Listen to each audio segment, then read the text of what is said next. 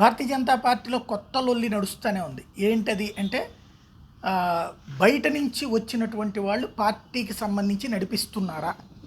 ఏదైతే మొన్ననే అభ్యర్థులకు సంబంధించినటువంటి ఎంపిక ప్రక్రియ జరిగినప్పుడు ఒక హోటల్లో విజయవాడలో ఉన్నారు. ఆ హోటల్లో ఎవరైతే కేంద్ర మంత్రితో పాటు వీళ్ళు ఉన్నారు కదా, అక్కడికి శ్రీకాళహస్తికి సంబంధించి బొజ్జల గోపాలకృష్ణారెడ్డి గారి అబ్బాయి సుధీర్ రెడ్డిని ఒక భారతీయ జనతా పార్టీ నాయకుడు సిట్టింగ్ ఎంపీ వెంట పెట్టుకుని వెళ్ళారు.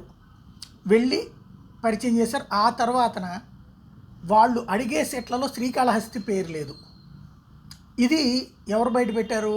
బీజేపీకి సంబంధించినటువంటి శ్రీకాళహస్తి సీటు కోరేటటువంటి ఆనంద్ ఈ విషయం తెలుసుకుని అధినాయకత్వాన్ని అడిగారు అన్నటువంటి పాయింట్ ప్రస్తుతం చర్చకు వస్తుంది. అంటే ఎట్లాగా వచ్చింది అసలు? అట్లాగంటే తెలుగుదేశం అభ్యర్థిని బీజేపీ నాయకుడు తీసుకెళ్ళి చెప్పడం ఏంటి, అడిగిన లిస్టులో శ్రీకాళహస్తి లేకపోవడం ఏంటి? శ్రీకాళహస్తి ఫస్ట్ అడగాలి కదా.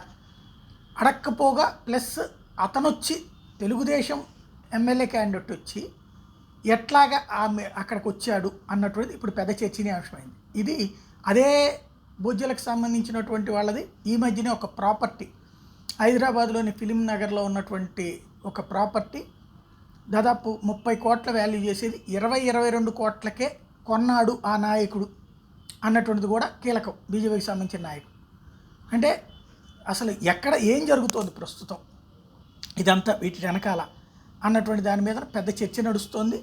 దానికి వెనకాల అంటే జాతీయ నాయకత్వం ఎందుకు అకస్మాత్తుగా ఆపింది ఈ వ్యవహారం అంతా చర్చలు అంటే ఈ మొత్తం వ్యవహారాల మీద వాళ్ళకున్న అనుమానాలతో. కాబట్టి ఏం జరుగుతుందో చూడాలి.